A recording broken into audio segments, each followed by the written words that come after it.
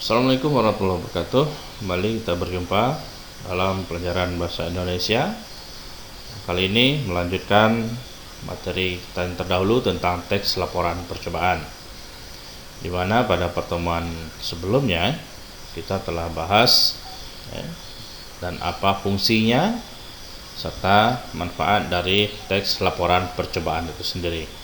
Nah, pada pertemuan kali ini kita akan bahas tentang struktur dan unsur pembangun teks laporan percobaan itu. Pernah disampaikan bahwa setiap teks itu memiliki struktur dan unsur. Struktur merupakan urutan-urutan ataupun bagian-bagian penyusun dari sebuah teks. Sementara unsur merupakan isi dari sebuah teks itu sendiri. Jadi struktur bagian-bagiannya, sementara unsur adalah isi yang terdapat di dalam teks laporan tersebut.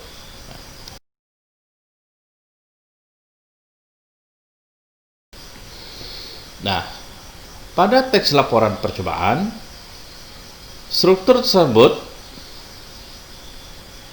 memiliki beberapa bagian, di mana pada teks laporan percobaan itu dilakukan untuk mencoba suatu kegiatan yang baru belum pernah dilakukan orang lain, atau membuktikan kebenaran dari suatu teori dan ilmu yang telah ada.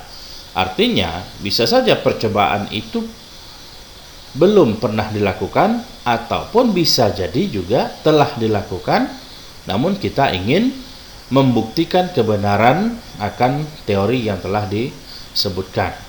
Ini mungkin secara ilmiah, namun kita juga bisa membuat teks laporan percobaan ini dalam kategori biasa, yaitu percobaan yang biasa yang mungkin kita yang belum pernah lakukan tapi orang lain sudah sering melakukannya. Termasuk adalah belajar untuk membuat sesuatu. Nah, kita lanjutkan. Jika ingin melakukan suatu percobaan, kita dapat menggunakan struktur di bawah ini dalam penyusunan laporannya. Yang pertama, bahwa laporan tersebut memiliki judul. Judul adalah tentang apa yang menjadi kajian kita, ataupun hal apa yang menjadi percobaan ataupun yang kita lakukan tersebut, percobaan yang kita lakukan tersebut. Maka di situ kita buat sebagai judul. Yang kedua adalah tujuan. Apa tujuan kita melakukan percobaan tersebut? Nah, dalam hal ini saya rasa tidak terlalu susah, karena apapun yang kita lakukan tentunya memiliki tujuan yang jelas. Berikutnya, karena ini suatu percobaan, tentunya akan menggunakan alat dan bahan. Alat merupakan perlengkapan yang kita butuhkan dalam membuat sesuatu tersebut, dalam membuat sesuatu itu. Nah, ini disebut alat. Sementara bahan yaitu benda-benda yang kita gunakan, yang kita gunakan sebagai komposisi pembuatan benda yang kita masukkan atau percobaan yang kita lakukan. Jadi alat dan bahan itu terpisah, sangat jelas terpisah. Alat itu benda ataupun perlengkapan yang kita perlukan, sementara bahan adalah komposisi yang akan kita olah menjadi eksperimen kita tersebut. Nah, berikutnya adalah prosedur. Jadi di dalam laporan teks, dalam teks laporan percobaan itu, ada teks prosedur. Itu adalah langkah-langkah yang kita laksanakan dalam melakukan percobaan tadi. Step by stepnya itu terdapat di dalam poin keempat ini, yaitu langkah-langkah melakukan percobaan. Kemudian yang kelima adalah hasil. Hasil dari percobaan itu apa yang kita peroleh? Yang namanya percobaan bisa saja berhasil sesuai dengan perkiraan, namun bisa saja tidak. Bisa saja gagal, namanya percobaan. Jadi bisa saja berhasil, bisa saja tidak. Namun itu juga dikatakan hasil, bahwa hasil dari percobaan kita adalah gagal. Umpamanya kalau kita gagal. hasil dari percobaan yang telah kita lakukan itu adalah gagal. Nah, dari hasil itu nanti kita bisa membuat simpulan loh, kenapa bisa gagal? Ya, ternyata mungkin jika takarannya sudah cukup, mungkin saja ya takaran yang sudah sesuai dengan prosedur yang ditetapkan, namun tidak berhasil, ya mungkin kita bisa membuat di dalam sebuah kesimpulan, oh ternyata takaran yang ini tidak benar. Harusnya ya mungkin kalau umpamanya membuat benda yang ada airnya, mungkin airnya kurang atau bisa saja airnya berlebih. Nah, ini kita masukkan di dalam simpulan ya. Pembahasan dari hasil yang kita perolehkan tadi ya. Baik.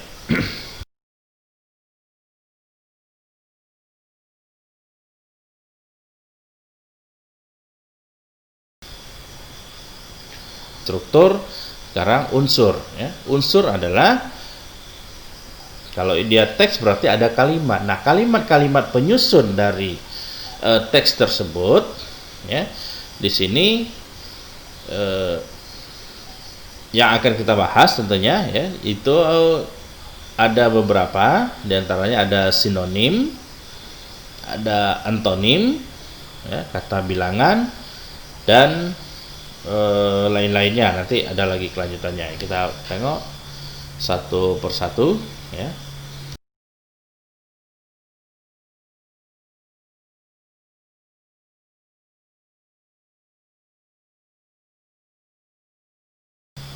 Baik, yang pertama, sinonim dan antonim ini bukan merupakan kata yang baru ya, bukan kata-kata baru ini sinonim dan antonim.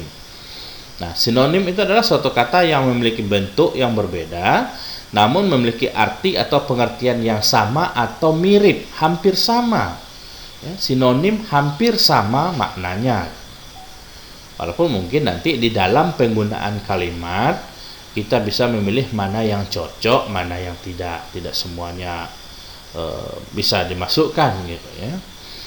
Meskipun maknanya sama. Kita lihat pada contoh di bawah, yaitu binatang itu sama dengan fauna, bohong sama dengan dusta, haus sama dengan dahaga, pakaian, baju, bisa saja celana ya. Nah, bertemu, berjumpa. Nah, ada nilai tersendiri nanti mana sih yang lebih enak kita gunakan ya. Misalkan lagi kata meninggal ya, mungkin ini lebih umum kita gunakan. Nah, ketika kata meninggal juga memiliki makna yang hampir sama dengan tewas atau gugur atau wafat ya, atau meninggal dunia,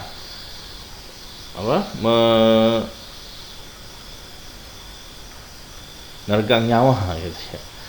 Nah, dari kata itu sendiri ada yang cocok kita masukkan di dalam kalimat, ada yang tidak. Misalkan saja kata tewas, itu tewas tidak mungkin kita katakan dalam situasi yang biasa, tetangga saya tadi malam tewas ya di rumahnya ya, mungkin ada benarnya juga sih, tapi tidak seluruhnya bisa berterima. Alangkah mungkin lebih baik kita katakan meninggal dunia, karena dikatakan dalam konsep yang biasa gitu. Tapi ketika penjahat ditembak polisi gitu umpamanya hingga tewas ya, tidak mungkin pula kita masukkan kata gugur, penjahat itu gugur setelah ditembak oleh polisi, kan tidak mungkin gitu ya. Kata tewas itu kata gugur itu kita masukkan, tetapi yang lebih cocok adalah kata tewas. Nah, itu untuk sinonim. Sementara antonim ya, antonim itu adalah lawannya ya, berlawanan antara kata yang pertama dan kata yang berikutnya. Kita lihat pada contoh, keras itu akan berlawanan dengan lembek ya. Ini secara garis lurus saja ya. Naik berlawanan dengan turun, kaya, miskin, surga, neraka, laki-laki, perempuan ya, atas dan bawah. Nah, ini adalah kata-kata yang berlawanan ya. Baik. Nah, kata-kata ini akan banyak kita temukan di dalam teks laporan percobaan yang bermanfaat nantinya untuk memperindah penggunaan bahasa yang kita gunakan di dalam teks laporan percobaan tersebut.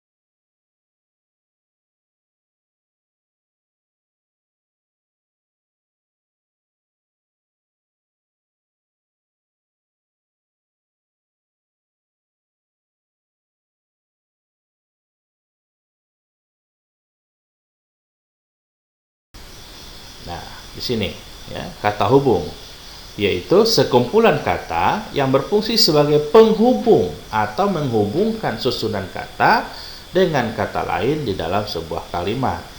Atau mungkin tadi dikatakan satu klausa dan klausa lain yang kita hubungkan dengan kata hubung. Contohnya apa? Ini dan ya, untuk penambahan ya. Dan berikutnya atau untuk pemilihan. Ibu ke pasar membeli ayam atau ikan. Nah, di situ akan berbeda. Berarti ibu ke pasar membeli ayam atau ibu ke pasar membeli ikan. Nah, ada pemilihan di situ, tidak kan keduanya yang bersyarat, kalimat bersyarat ya. Saya akan datang jika tidak hujan. Jika hari tidak hujan. Saya akan datang itu satu klausa. Ya. Hari tidak hujan itu satu klausa. Kita gabungkan dengan jika hari tidak hujan. Begitu juga dengan kata sehingga, melainkan, seandainya, dan sebagainya ya, dan lain-lain. Nah, ini kata hubung. Pokoknya kata hubung itu adalah menghubungkan dua kalimat tadi sehingga dia menjadi satu kalimat, atau menghubungkan dua klausa sehingga dia menjadi satu kalimat.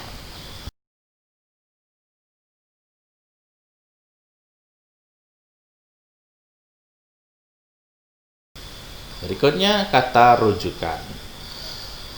Kata rujukan adalah ya, kata yang merujuk pada kata lain yang telah digunakan sebelumnya, artinya dia tetap memiliki makna yang sama, ya. Contoh, Rudi baru saja membeli sepatu baru. Rudi baru saja membeli sepatu baru.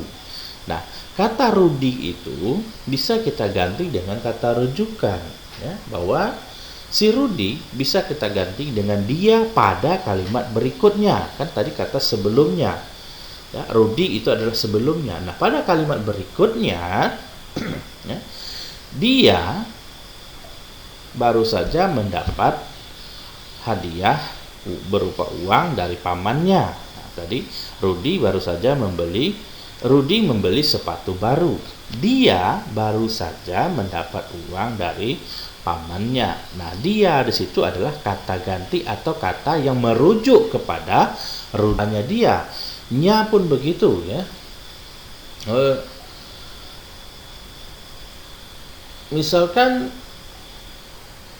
karena sepatunya yang lama telah rusak. Nah, nya di situ adalah si Rudi tadi. Karena sepatu si Rudi, ya, maka nya di situ adalah merujuk kepada Rudi yang di awal tadi. Begitu juga dengan mereka, beliau, ya. Di sini menjadi rujukannya adalah kata ganti. Bisa saja kata ganti orang pertama, kata ganti orang kedua, orang ketiga, ya. Dan bisa juga bentuk tunggal maupun bentuk jamak.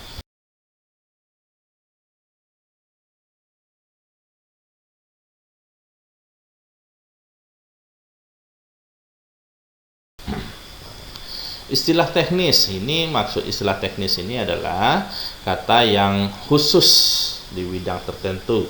Nah, kita contoh saja pada kata mengedit. Edit ini artinya kan ubah, gitu. Mengubah. Maka tidak cocok kalau kita katakan dalam bentuk rumah. Tukang rumah itu mengedit bentuk rumahnya. Nah, tidak mungkin. Tapi mengubah bentuk rumah bisa jadi, ya, atau merombak bentuk rumahnya, ya, yang telah dibangunnya, gitu. Nah, tidak akan mengedit, karena mengedit ini lebih kepada bentuk tulisan yang telah dibuat lalu diedit, ya, diubah atau diperiksa dengan teliti, akhirnya ada yang dirubah, maka dikatakan diedit, ya. Atau ada kata-kata yang salah diperbaiki, itu namanya diedit, ya, atau mengedit. Begitupun dengan menyuntik. Tentunya menyuntik ini lebih teknis digunakan dalam bidang kesehatan, ya. Nah, ini istilah teknis, jadi pada bidang-bidang tertentu menggunakan kata-kata tersebut, tidak pada semua bidang bisa dimasukkan. Next, kalimat perintah, ya. Memerintah, ya, atau meminta seseorang untuk melakukan, ya. Seperti pada contoh, potonglah bambu menjadi, ya. Potonglah bambu, ada kata penegasan lah di situ, ya. Yang lain juga bisa, tidak hanya potonglah, ya. Irislah umpamanya di dalam masakan, mungkin irislah bawang halus, ya, ataupun irislah tipis-tipis rempah-rempah yang disediakan, umpamanya begitu, ya. Jadi ada kata perintah di situ, ya.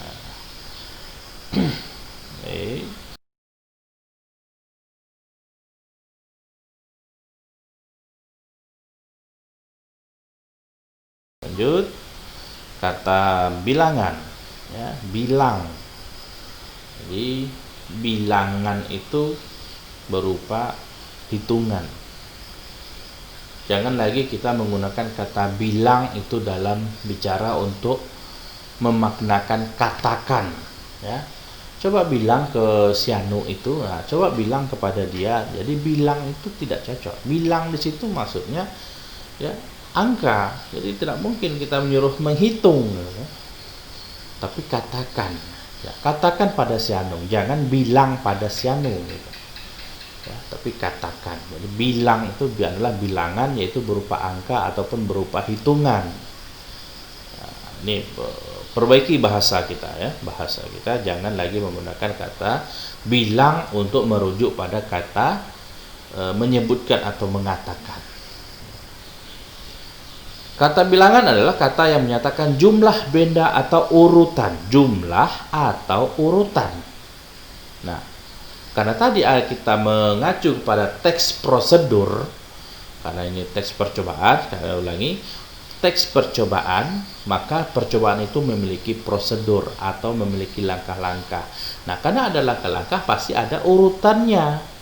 Maka pertama, ada nanti kedua, ketiga, keempat, dan selanjutnya. Kata berikutnya, nah, kemudian ini juga ya, menyatakan urutan, ya, menyatakan urutan dari tindakan yang kita lakukan.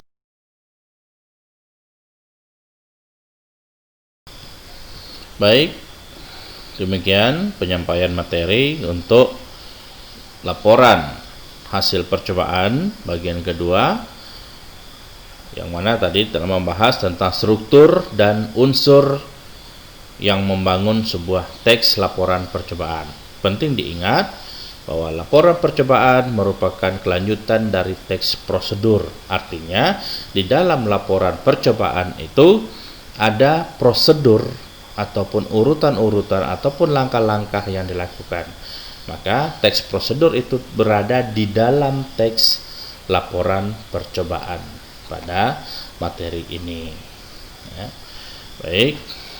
Demikian, Assalamualaikum warahmatullahi wabarakatuh.